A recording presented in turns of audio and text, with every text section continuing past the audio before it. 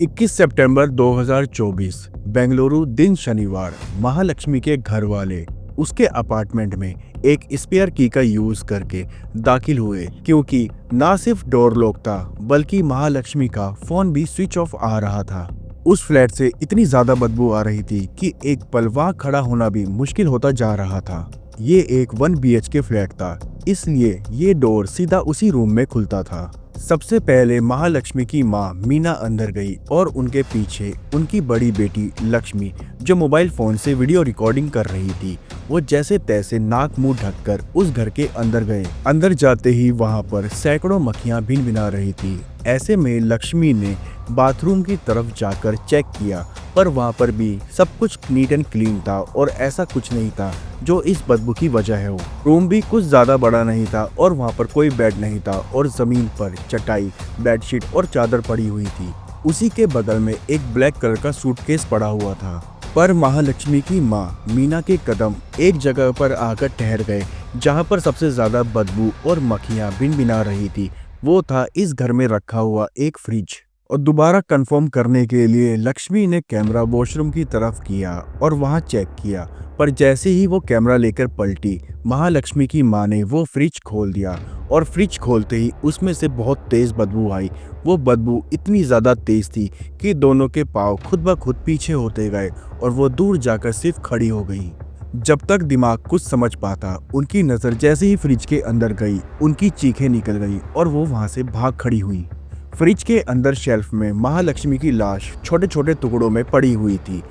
ऊपर वाले शेल्फ में महालक्ष्मी की टांगे और नीचे वाले शेल्फ में महालक्ष्मी का धड़ और उसका कटा हुआ सर पड़ा हुआ था। शायद ही कोई शख्स इस मंजर को देख पाए, और वो भी जब किसी अपने के साथ ऐसा हुआ हो।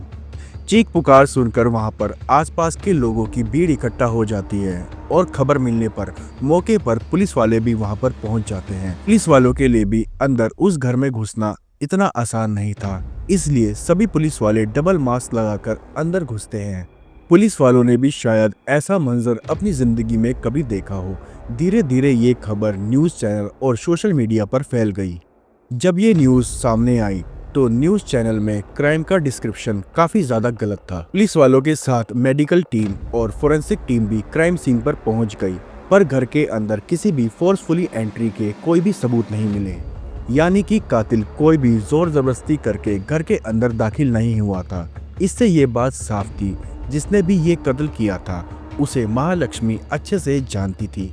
न्यूज चैनल में इस खबर को बहुत ज्यादा बढ़ा चढ़ाकर दिखाया जा रहा था, पर रियलिटी इससे कोसों दूर थी। सब तरफ खून के निशान थे, मांस के छोटे छोटे लोथड़े यहाँ वहाँ पड़े थे। जैसा कि आपने क्लिप में देखा, ना ही रूम में कहीं मांस के लोथड़े पड़े हुए थे और ना ही चारों तरफ खून फैला हुआ था।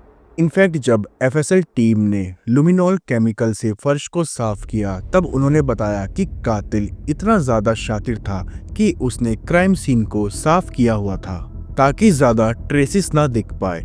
फोरेंसिक टीम एक लुमिनॉल केमिकल का यूज करती है जो ब्लड के साथ रिएक्ट कर ब्लू लाइट एमिट करता है।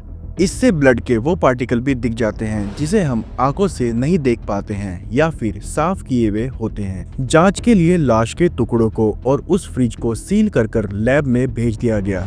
शुरुआती जांच में सामने आया महालक्ष्मी की बॉडी के सिर्फ 30 टुकड़े किए गए थे, पर जैसे ही जांच आगे बढ़ती रही उसके बाद सामने आया कि महालक्ष्मी की बॉडी के 30 टुकड़े नहीं बल्कि 59 टुकड़े यानी कि 59 टुकड़े किए गए थे। मेरा नाम है मनीष और आप देख रहे हैं केस ऑफ महालक्ष्मी। 20 सितंबर 2024 दिन शुक्रवार बेंगलुरु के वैली कवल इलाके के वसप्पा गार्डन के पास 3 मंजिली इमारत के लोगों का बदबू से जीना बहुत ज़्यादा मुश्किल हो चुका था, और ये बदबू अब इतनी ज़्यादा तेज़ हो गई थी कि उनके बर्दाश्त से बाहर होती जा रही थी। ये बदबू काफ़ी दिनों से आ रही थी, पर अब ये बर्दाश्त से बाहर हो चुकी थी। वहाँ रहने वाले लोगों ने जब इसका सोर्स पता करना चाहा तो उन्हें पता लगा ये इसी बिल्डिंग के फर्स्ट फ्लोर से आ रही थी, जिसके घर के बाहर ताला लगा हुआ था। तभी पड़ोसियों ने इस घर के मालिक जीवन लाल को कॉल किया और उन्हें बदबू आने की शिकायत बताई। इस मकान में 29 साल की महालक्ष्मी रेंट पर रहा करती थी। जब मकान मालिक जीवन लाल ने महालक्ष्मी को कॉल किया तो महालक्ष्मी का फोन स्विच ऑफ आ रहा था। उस फ्लैट के बाहर बदबू इतनी ज्यादा तेज हो चुकी थी कि अब उस फ्लैट का खुलना बहुत ज्यादा जरूरी था। मकान मालिक ने रेंट एग्रीमेंट निकाला और उसमें इमरजेंसी कॉन्टेक्ट में उसकी माँ और बड़ी बहन लक्ष्मी का नंबर दिया हुआ था। लक्ष्मी को कॉल करके बताया गया कि तुम्हारी छोटी बहन महालक्ष्मी के घर से बहुत तेज बदबू आ रही है और उसके घर के बाहर ताला भी लगा हुआ है और उसका नंबर भी स्विच ऑफ आ रहा है। लक्ष्मी ने ये बात अपनी माँ मीना और अपने भाई हुकुम सिंह को बताई। उस समय शाम काफ़ी हो चुकी थी। उन तीनों ने सुबह वहाँ जाने का फैसला लिया। अगला दिन वही था जहां माँ मीना राणा बड़ी बेटी लक्ष्मी और उसके पति इमरान के साथ उस बिल्डिंग के बाहर पहुंचे थे और बदबू इतनी ज़्यादा तेज थी कि बिल्डिंग के बाहर तक आ रही थी। घर का लॉक होना, बदबू आना और साथ ही साथ फ़ोन का स्विच ऑफ होना, ये तीनों चीज़ें एक अनहोनी होने का बहुत ही बड़ा संकेत थे। इसीलिए लक्ष्मी ने घर के अंदर जाने से पहले रिकॉर्ड करना शुरू कर दिया, जो कि आपने क्लिप में देखा था। पर असलियत तो उससे ज़्यादा खतरनाक और ब्रूटल थी। एफएसएल टीम ने बताया कि बॉडी के पार्ट डिकम्पोज स्टेट में पहुंच चुके हैं, यानी कि उस बॉडी के पार्ट में कीड़े लगना स्टार्ट हो चुके थे। इससे ये बात तो साफ थी कि कत्ल काफ़ी दिनों पहले हो चुका था, क्योंकि बॉडी पार्ट फ्रिज के अंदर थे, इसलिए बदबू काफ़ी दिनों तक बाहर नहीं आ पाई। पुलिस ने इन्वेस्टिगेशन शुरू करी और महालक्ष्मी के बैकग्राउंड को खंगालना शुरू किया, जिससे इसकी कड़ियां खुलना शुरू हुई। महालक्ष्मी की मां मीना राणा और पिता चरण सिंह ओरिजिनली नेपाल के टीकापुर से थे, पर वो 35 साल पहले यहां काम की तलाश में बेंगलुरु में आके बस चुके थे। उनके 4 बच्चे थे, महालक्ष्मी और बड़ी बेटी लक्ष्मी और 2 लड़के हुकुम सिंह और नरेश। लक्ष्मी की शादी इमरान से हुई थी और शादी के कुछ टाइम बाद ही लक्ष्मी ने अपना नाम बदलकर शाहिदा रख लिया था। वहीं दूसरी तरफ महालक्ष्मी की शादी हेमंता दास से हुई थी। इन दोनों की एक बेटी भी थी, लेकिन पिछले साल सितंबर 2023 से महालक्ष्मी हेमंता दास से अलग रह रही थी। ऐसे केसेस में सबसे पहला शक पति पर ही किया जाता है, इसलिए हेमंता दास पुलिस वालों की सस्पेक्ट लिस्ट में नंबर 1 सस्पेक्ट था। हेमंता दास की मोबाइल एक्सेसरीज की शॉप थी। वहीं महालक्ष्मी एक मलेश्वरम के फैशन फैक्ट्री नाम के क्लोथिंग आउटलेट में जॉब किया करती थी। हेमंता ने पुलिस वालों को बताया महालक्ष्मी का बाहर किसी के साथ अफेयर था, इसी वजह से उन दोनों के बीच में बहुत ज़्यादा लड़ाई झगड़े हुआ करते थे। उन दोनों में डिवोर्स नहीं हुआ था, पर महालक्ष्मी हेमंता को छोड़कर चली गई थी। पहले 4 महीने तो महालक्ष्मी ने अपनी बेटी को अपने साथ रखा, पर उसके बाद उसने अपनी बेटी को हेमंता के पास भिजवा दिया और हेमंता ही अपनी बेटी को पाल रहा था। महालक्ष्मी बीच बीच में 10-15 दिनों बाद अपनी बेटी से मिलने आया करती थी और अभी 20 या 22 दिन पहले ही महालक्ष्मी अपनी बेटी से मिलने हेमंता की शॉप पर आई थी। महालक्ष्मी पहले तो अपनी मां के साथ रही, पर कुछ दिनों बाद वो वैली कवल के 1 BHK फ्लैट में शिफ्ट हो गई।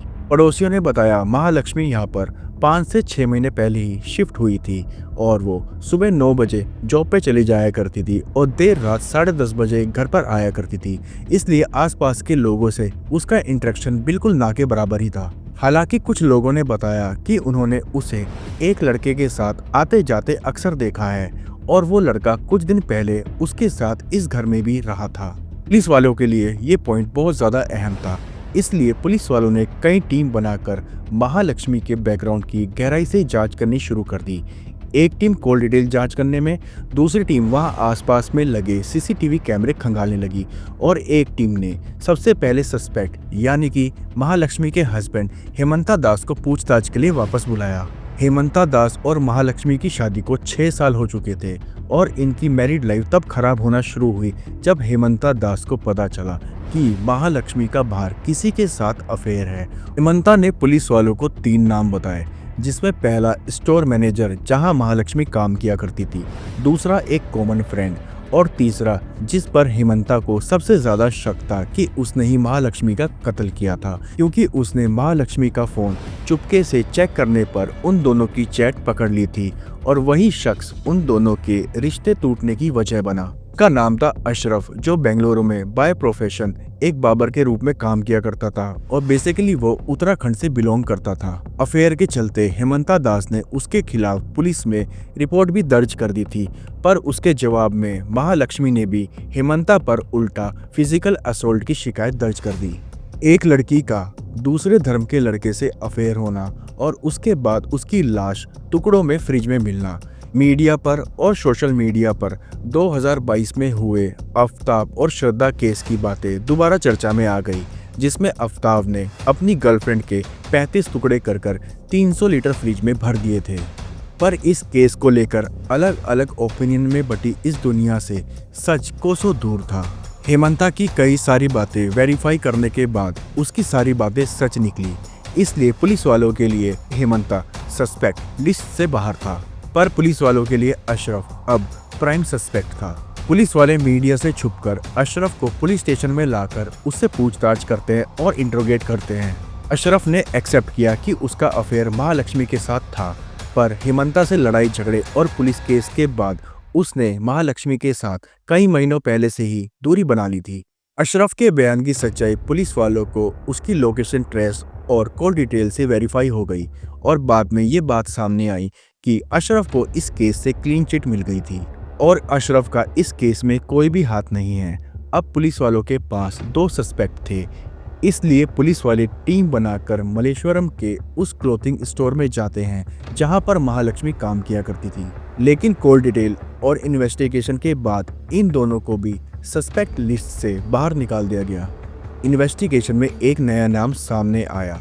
पुलिस वालों को इस पर तब शक हुआ जब स्टोर में पुलिस वालों को ये पता चला कि 1 सितंबर को महालक्ष्मी स्टोर पर आई थी और अगले दिन से ही वो लीव पर थी और तभी से उसी स्टोर पर काम करने वाला एक और शख्स लीव पर था। जब इन दोनों की कॉल डिटेल निकाली गई तो पुलिस वालों ने देखा इन दोनों के बीच में काफ़ी बात हुआ करती थी और ये दोनों देर रात तक भी बात किया करते थे और एक दूसरे को मैसेज एक्सचेंज किया करते थे। और 2 तारीख को भी इन दोनों के बीच में लास्ट बात हुई थी और जब पुलिस वालों ने उस शख्स के नंबर पर कॉल किया तब उसका नंबर भी स्विच ऑफ आ रहा था। इसलिए पुलिस वालों ने उस शख्स की कॉल रिकॉर्ड में लास्ट डायल नंबर पर कॉन्टैक्ट किया और वो बेंगलुरु में रह रहे स्मृति रंजन को लगा। स्मृति रंजन से पूछताछ के दौरान पुलिस वालों को पता चला उस स्टोर में काम करने वाले उस शख्स का नाम मुक्ति रंजन रॉय है और वो स्मृति रंजन का भाई है। अब धीरे धीरे पुलिस वालों के हाथ कातिल की तरफ बढ़ने लगे थे, पर ये सब चीज़ें पुलिस वालों ने मीडिया से छुपा के रखी ताकि इस केस में वो जल्दी से जल्दी मुक्ति रंजन को पकड़ सकें। मुक्ति रंजन के दोनों भाई और उसकी मां के दिए गए बयान से पुलिस वालों के सामने इस केस की पूरी तस्वीर साफ हो गई। तो क्या है पूरा केस, आइए चलते हैं 6 महीने पहले, जहां पर मुक्ति रंजन उसी स्टोर में काम करने आया था जहां महालक्ष्मी काम किया करती थी। इन दोनों की मुलाकात उसी स्टोर में हुई थी। इन दोनों की धीरे धीरे दोस्ती हुई और दोस्ती होने के बाद धीरे धीरे ये दोनों एक दूसरे से प्यार करने लगे। अब ये घंटों एक दूसरे से बात किया करते थे और छुट्टी वाले दिन एक दूसरे के साथ समय बिताया करते थे। मुक्ति को महालक्ष्मी के पास्ट के बारे में लगभग सारी बातें पता थी और उसे इस चीज़ से कोई भी शिकायत नहीं थी। पर कुछ दिनों बाद मुक्ति को महालक्ष्मी का बदलावा व्यवहार नागवार गुजरने लगा। उसने नोटिस किया कि महालक्ष्मी ने उससे बात करना कम कर दिया है और मिलना जुलना तो छोड़ कभी कभी उसने मुक्ति रंजन का फ़ोन उठाना भी बंद कर दिया था। ऑफिस टाइम में वो घंटों किसी और से बात करने लगी थी और फ़ोन पर चैटिंग किया करती थी। महालक्ष्मी के बदले हुए इस व्यवहार से मुक्ति को अफेयर का शक हुआ। जहां पर हेमंता दास खड़ा था, आज मुक्ति भी वहीं खड़ा था। लक्ष्मी बहुत ज़्यादा शॉर्ट टेम्पर्ड थी और उसे बहुत जल्दी गुस्सा आ जाता था। जब मुक्ति बार बार इस बात के लिए पूछता था, वो उससे बहुत ज़्यादा लड़ाई करती थी और उसकी बेइज्जती किया करती थी। कई बार तो उसने स्टोर पर मुक्ति को थप्पड़ भी जड़ दिया था। इस बात से मुक्ति काफ़ी ज़्यादा नाराज़ था और अंदर ही अंदर घुट रहा था। पर मुक्ति कुछ दिनों बाद बार बार उसके हाथ पैर जोड़कर उसे मना लिया करता था, क्योंकि मुक्ति डीपली उससे बहुत ज़्यादा अटैच था और प्यार करने लगा था। 1 सितंबर वो लास्ट दिन था जब ये दोनों एक साथ जॉब पर गए थे और उस दिन भी इनका बहुत ज़्यादा झगड़ा हुआ। उसके बाद अगले दिन 2 सितंबर को मुक्ति रंजन ने महालक्ष्मी को कहा वो उससे मिलना चाहता है और उससे मिलने आ रहा है। इस बात से गुस्सा होकर महालक्ष्मी ने पुलिस में कंप्लेंट कर दी और मुक्ति रंजन को पुलिस में पकड़वा दिया। अशोकनगर के पुलिस स्टेशन में पुलिस वालों ने मुक्ति को ना ही सिर्फ पीटा बल्कि उसकी जेब से 10,800 रुपए भी निकाल लिए। पिटाई और पैसे लुट जाने का गुस्सा मुक्ति के अंदर था, पर फिर भी वो महालक्ष्मी से बात करके मामला सुलझाना चाहता था। इसलिए उसने महालक्ष्मी को दोबारा कॉल करके मिलने की इच्छा जाहिर करी और इस बार महालक्ष्मी रेडी हो गई। उसने उसे अपने घर आने के लिए अनुमति दे दी। 2 सितंबर को मुक्ति महालक्ष्मी के उसी वैली कवल के 1 BHK फ्लैट में मिलने जाता है। महालक्ष्मी लगातार मुक्ति पर शादी का प्रेशर बना रही थी। महालक्ष्मी मुक्ति से शादी करना चाहती थी क्योंकि इससे उसे फाइनेंशियली बहुत ज़्यादा हेल्प मिल रही थी और दूसरी तरफ उसको बिल्कुल भी पसंद नहीं था कि मुक्ति उसकी किसी भी कमी पर उंगली उठाए। और अब मुक्ति समझ गया था कि महालक्ष्मी उसके साथ सिर्फ पैसों के लिए है, वो उससे प्यार नहीं करती है और दूसरे लड़कों से बात भी किया करती है। ऐसी लड़की से शादी करना जो सिर्फ पैसों के लिए उसके साथ है और उसके कैरेक्टर पर भी सवाल है, ऐसे इंसान को जीवन साथी बनाना मुक्ति बिल्कुल भी नहीं चाहता था। इसी बात पर हुई लड़ाई बहुत ज्यादा गंदा मोड़ ले लेती है और हमेशा की तरह इस बार भी महालक्ष्मी ने मुक्ति के गाल पर तेज से थप्पड़ मार दिया और इस बार मुक्ति अपने गुस्से पर काबू नहीं कर पाया और उसने किसी भारी सामान से महालक्ष्मी के सर पर बहुत तेज वार किया, जिससे महालक्ष्मी नीचे गिर गई। खून से लथपथ नीचे गिरी हुई महालक्ष्मी को देखकर मुक्ति का गुस्सा अभी भी ठंडा नहीं हुआ और उसने उसका गला दबाकर उसका मर्डर कर दिया। देर रात हो चुकी थी और कैलेंडर पर 3 तारीख लग चुकी थी।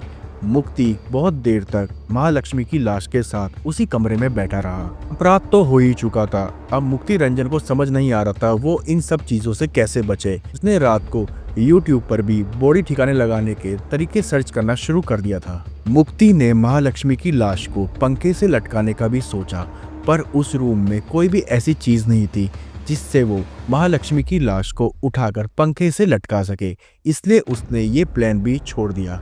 पूरी रात वो इन सब चीज़ों से बचने के तरीके सोचता रहा। उसके बाद उसके दिमाग में एक प्लान आया और वो सुबह 11 बजे उस घर से निकलकर पास में एक बर्तन की दुकान में धारदार हथियार यानी चाकू लेने गया। पुलिस वाले जब मर्डर वेपन ढूंढ रहे थे तभी महालक्ष्मी के घर से कुछ दूर पर बर्तन की एक दुकान पर लगे CCTV कैमरे में मुक्ति रंजन चाकू लेता हुआ नजर आया था।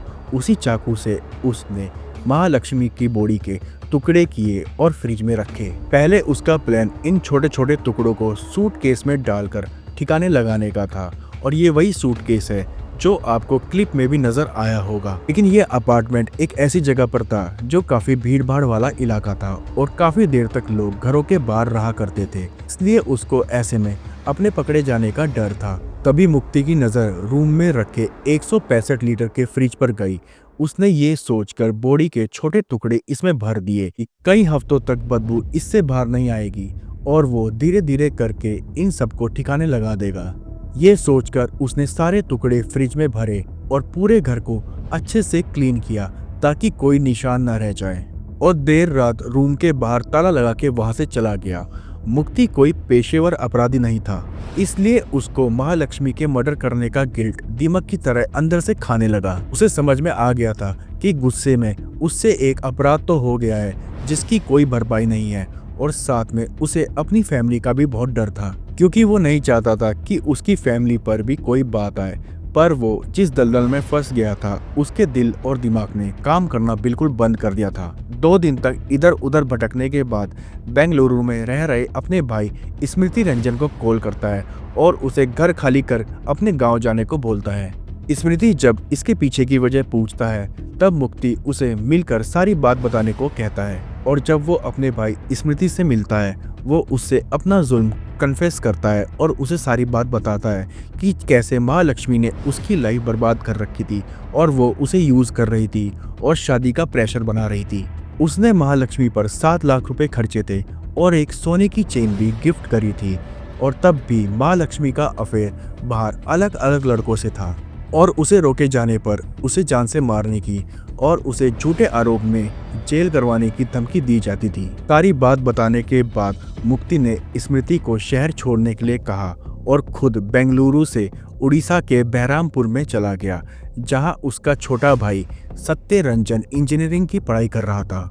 मुक्ति कुछ दिन उसके हॉस्टल में उसके साथ रहता है, फिर कुछ दिन बाद वहां से चला जाता है। मुक्ति बहुत ज्यादा कश्मोकश में जी रहा था, इसलिए वो फिर से अपने भाई सत्य रंजन के हॉस्टल में आ जाता है। सत्या को एहसास हो जाता है कि उसका बड़ा भाई मुक्ति किसी ना किसी परेशानी में है, और जब वो इसके बारे में उससे पूछता है तब मुक्ति अपने आप को नहीं रोक पाता है और वो अपने छोटे भाई सत्या को भी सारी बात बता देता है।